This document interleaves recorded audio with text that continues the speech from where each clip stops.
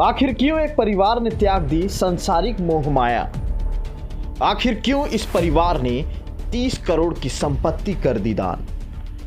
आखिर क्यों इस परिवार ने धारण कर लिया सन्यासी जीवन?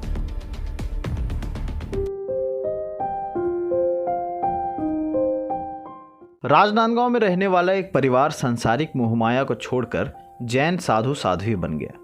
परिवार ने करोड़ों की संपत्ति दान कर दीक्षा ले ली है।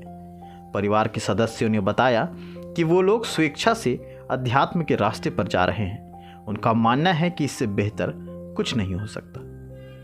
छत्तीसगढ़ के राजनांदगांव में रहने वाले डाकलिया परिवार ने अपनी पूरी संपत्ति दान कर अध्यात्म की तरफ रुख कर लिया है। डाकलिया परिवार में कुल 6 सदस्य हैं।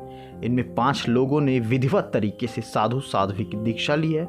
एक बेटी 5 फरवरी को राजिम में दीक्षा लेंगी। परिवार के सदस्यों ने बताया कि वो लोग स्वेच्छा से अध्यात्म के रास्ते पर जा रहे हैं।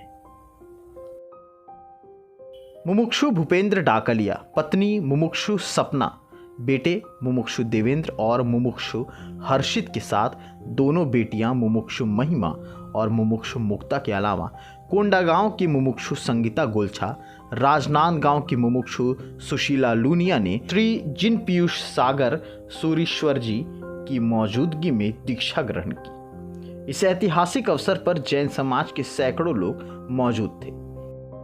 डाकलिया परिवार के सभी सदस्यों का बिनौली के बाद विधिवत रूप में दीक्षा संस्कारोपित प्रक्रिया हुई।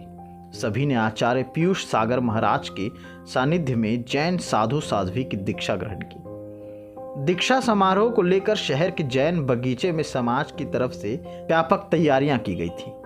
दीक्षा समारोह के आयोजन में देश प्रदेश सहित जिले भर से श्रद्धालु भी पहुंचे थे।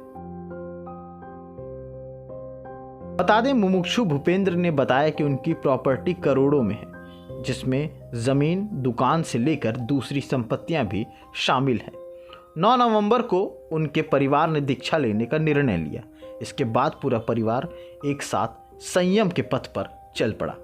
जैन धर्म के लोगों ने बताया, खरतर गच्छ पंथ में ऐसी पहली बार है जब पूरे परिवार ने एक ऐसा दीक्षा लिया है। देखिए, सांसारिक जीवन में प्रभु की कृपा से, बड़ों के आशीर्वाद से कहीं कोई कमी नहीं थी। चाहे धन संपत्ति से बोल लीजिए, चाहे पारिवारिक बोल लीजिए, चाहे सामाजिक बोल लीजिए, सब जगह प्रभु की कृपा ऐसी बरसती है, सदैव हर पल साथ रहती थी कि संसार में ऐसा नहीं लगता था कि कुछ दुख के कारण दीक्षा ले रहे, कि हम संसार में कोई चीज़ से दुखी है। धन संपत्ति एकदम पर्याप्त है।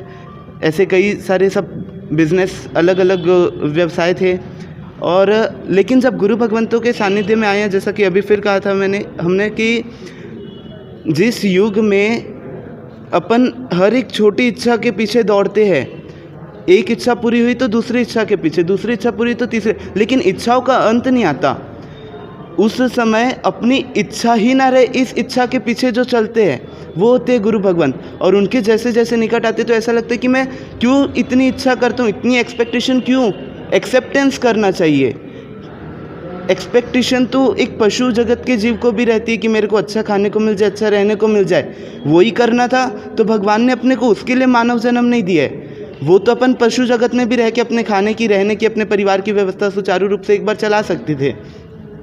तो ये जो मनुष्य जन्म मिला है, इसकी सार्थकता इसमें कि जो अपन खुद है, अपन आत्मा है, उस आत्मा के लक्ष्य को, उस आत्मा को अब दुखी नहीं करना, इच्छाओं के पीछे भगा के उसको सुखी करे और समाज की सेवा भी कर सके, मानव सेवा कर सके। उस लक्ष्य के साथ ये संयम जीवन ग्रहण करने की भावना आई।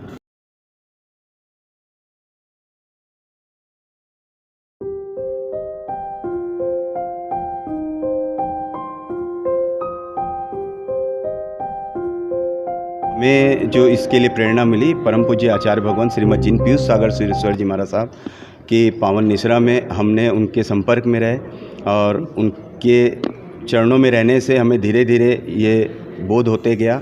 और हमने फिर एक डिसीज़न लिया कि नहीं, मानव जन्म, मनुष्य भाव जो मिला है, इसे सार्थक करने का इससे अच्छा उपाय और कुछ नहीं है। इसलिए हमने अपनी आत्मा को गुरु चरणों में समर्पित कर दिया। एक तरफ समाज में पैसे को लेकर इतनी आपाधापी मची है, लोग पैसों के अलावा मनुष्य को भी तुच्छ मानते हैं। ऐसे समय में राजनांदगांव के इस परिवार ने जो किया वो हमें और आपको सोचने पर मजबूर कर देता है।